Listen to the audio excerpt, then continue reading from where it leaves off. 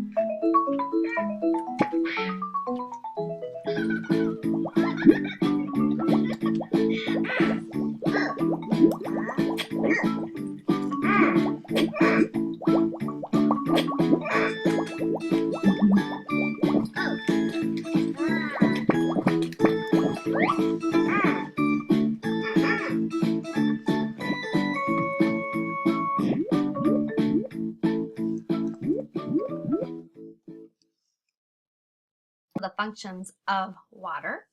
There are reactions that happen with water. There's a hydrolysis, and hydrolysis is a chemical process in which a molecule of water is added to a substance, and sometimes addition causes both substance and water molecules to split into two parts.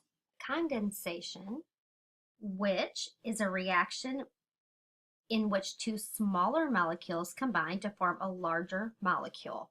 So the production of water is through this reaction of condensation. And then we talked about solvents. There are many things that actually will dissolve in water. For instance, that could be sugar.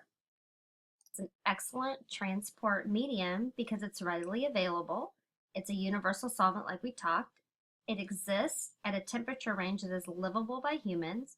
Pure water doesn't have any contaminants. It isn't perishable. You can easily add salt and buffers to it for the transport.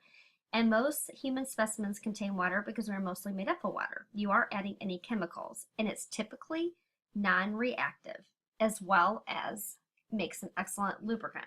It's a large heat capacity, which helps limit changes in body temperature in a warm or cold environment. Water enables the body to release heat when ambient temperature is higher than body temperature. So that's when we begin to sweat, and the evaporation of water from the skin surface cools the body very efficiently. We don't have any water in our system, we can easily become dehydrated, and that will impair the body's ability to regulate your body temperature when you are not getting enough water. Dehydration. Thirst isn't always a reliable early indicator of the body's need for water. Many people, particularly older adults, don't feel thirsty until they're already dehydrated. That's why it's important to increase water intake during hot weather or when you're ill. The signs and symptoms of dehydration also may differ by age. So in a child, dry mouth and tongue, no tears when crying, no wet diapers for 3 hours, sunken eyes and cheeks, sunken soft spot on top of skull, and listlessness or irritability. Symptoms of dehydration might be extreme thirst, less frequent urination, dark colored urine, fatigue, dizziness, or confusion. Diarrhea, vomiting, fever, excessive sweating, and increased urination can also cause diarrhea or dehydration. Here is a figure representing daily water balance. It's just important to note that body water gains need to equal body water loss on a daily basis. And you can see how we get our water, our metabolic water, when we ingested moist foods, and then beverages, and that's how we get our water. And then it's released through feces, expired air, perspiration, and urine.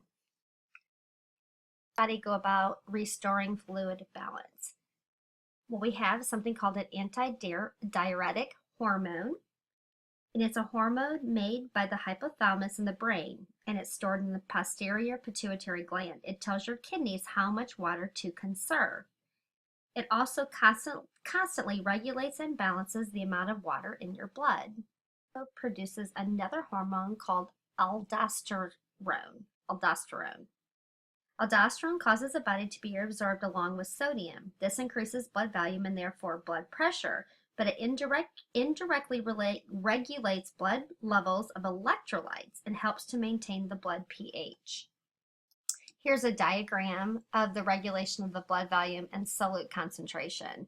So you can see how it starts in that pituitary gland is what we just talked about, how it stimulates these hormones and actually filters into the kidneys.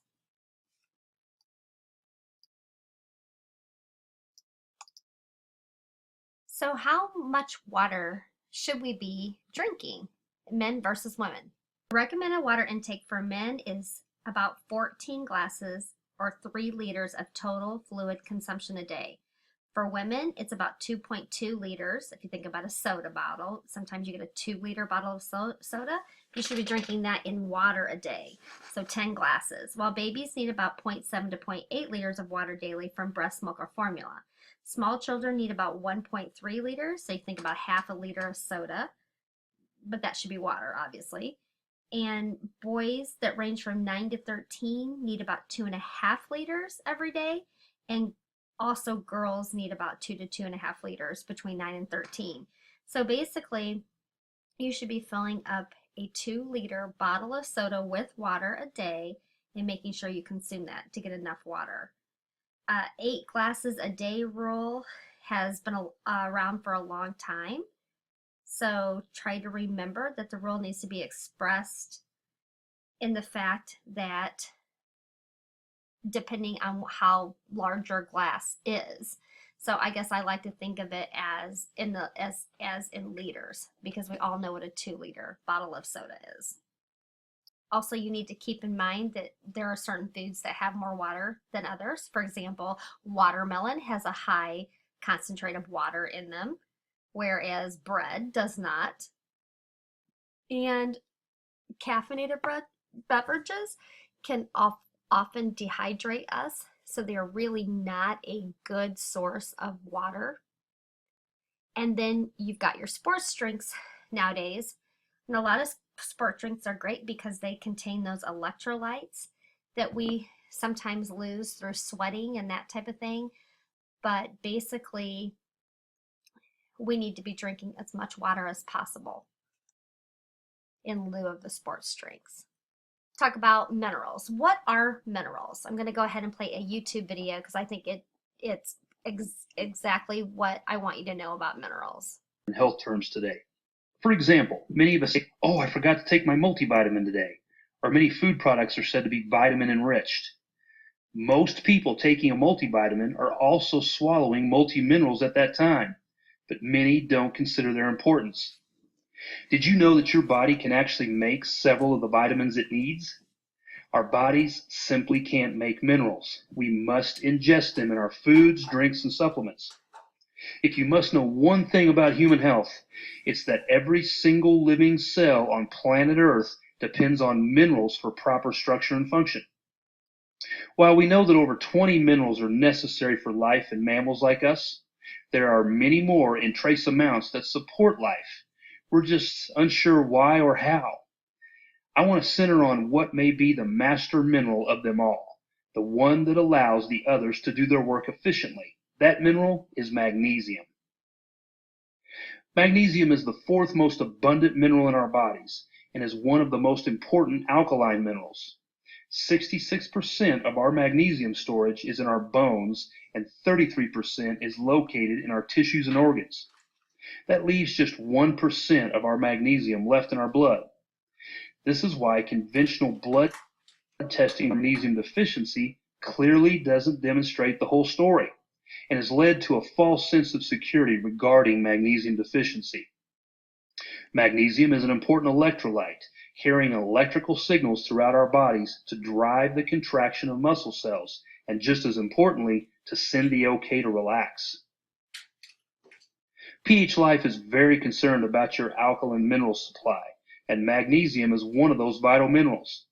In addition to sodium, potassium, and calcium, these alkaline minerals serve to buffer acids in your body while building strong bones and teeth, assuring that enzyme activities happen correctly, and act as electrolytes to pass those electrical signals throughout your body. Did you know that calcium has a sister? Yeah, and her name is magnesium. These two minerals share a vital relationship and are equally important. A huge focus has been placed on calcium supplementation for years, but without magnesium, calcium simply can't do its job to build the framework of your body, which is your bones. Remember this phrase: calcium tightens, magnesium loosens. It's like the yin and yang of minerals. Due to this physical fact, pH Life always recommends that calcium be supplemented in a 1-to-1 ratio with magnesium for optimal effectiveness. Taken this way, the huge side benefit is enhanced pH balance.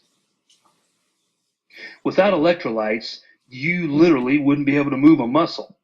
Electrolytes, or electrolytic minerals, carry the electrical signals to and from our brain to cause all muscular contraction in the body. That means if you're low on electrolytes, your heart doesn't beat as it should, your brain doesn't think clearly, and your muscles won't respond when you want them to. This list here notes our major electrolyte minerals: Magnesium plays a major role in ushering the other electrolytes into and out of every cell in your body. The point I'm trying to make is that your health depends on magnesium, responsible for over 300 enzyme actions in your body, huge for bone density and nerve function, but sadly, it's been shown that over 75% of us are magnesium deficient. Whoa! It's okay. I'm going to show you how to fix this. Let's talk about some of the easier to spot deficiency symptoms. Weakness and fatigue are a huge one. Muscle cramps, another one to really watch for.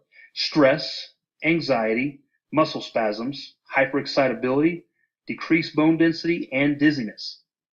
We don't always think about magnesium when we're fatigued, but it's a good place to start. Stress is another symptom that really responds well to magnesium, so look to that in stressful times. Here are 4 really huge benefits that can be reaped when magnesium stores in your body are optimal. Did you know that magnesium may reverse osteoporosis? Multiple research studies conducted have suggested that calcium supplemented with magnesium improves bone mineral density. Magnesium prevents cardiovascular diseases. One of the most important benefits of magnesium is that it is associated with lowering the risk of coronary heart diseases. Magnesium regulates high blood pressure, also known as hypertension, naturally. This is a big one. Magnesium can treat diabetes. This is huge. Studies show that individuals with a magnesium deficiency have a risk of developing type 2 diabetes and severe diabetic retinopathy. Magnesium aids in carbohydrate metabolism and influences the release and activity of insulin, thereby helping to control blood glucose levels. It has been proven that for every 100 milligrams of increase in magnesium daily intake, there was a 15% decrease in the risk of developing type 2 diabetes. That's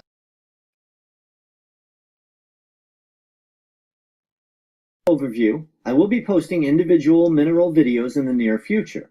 In this video, we're going to look at what minerals are, the degree at which they are absorbed, and the 2 groups they are divided into. So, let's roll. Minerals are inorganic substances, meaning that they're not derived by living matter, that are needed in trace to small amounts to help regulate bodily functions, such as assisting with muscle contraction and regulating enzyme activity.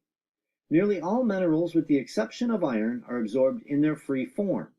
In most cases, when minerals are bound to other molecules, the mineral absorption is impaired.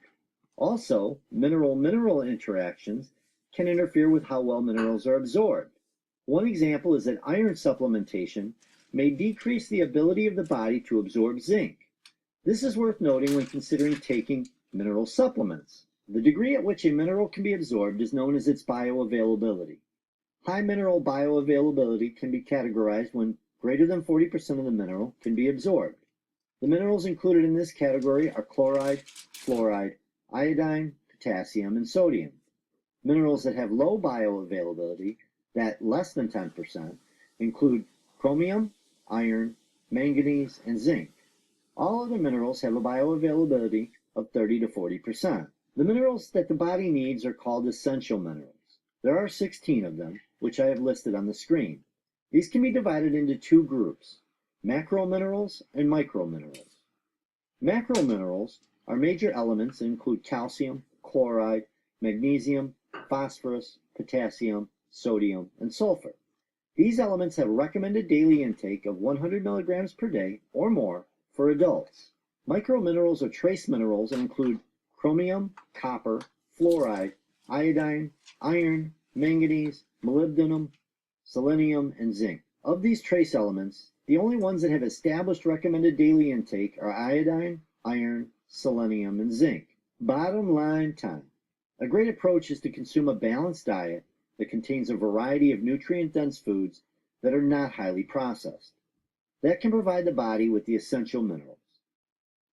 All right. If you have any Wanted to really hone in on the quality of vitamins that you might be purchasing. If you're going to get your minerals from vitamins, you need to make sure that it is a quality product.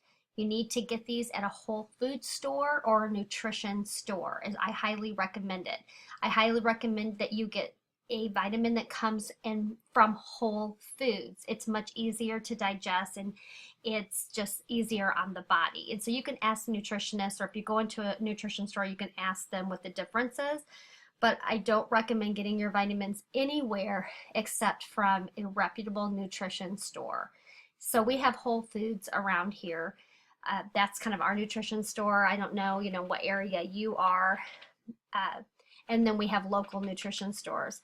But it is really important because of how the body absorbs vitamins to get a high quality vitamin. Otherwise, you're just wasting your money and it's not really doing you any favors. All right, that's all for today. If you have any questions or concerns about the vitamins or anything that we've talked about today, or you want a recommendation for vitamins, I'd be happy to help you with that. And we'll see you next week.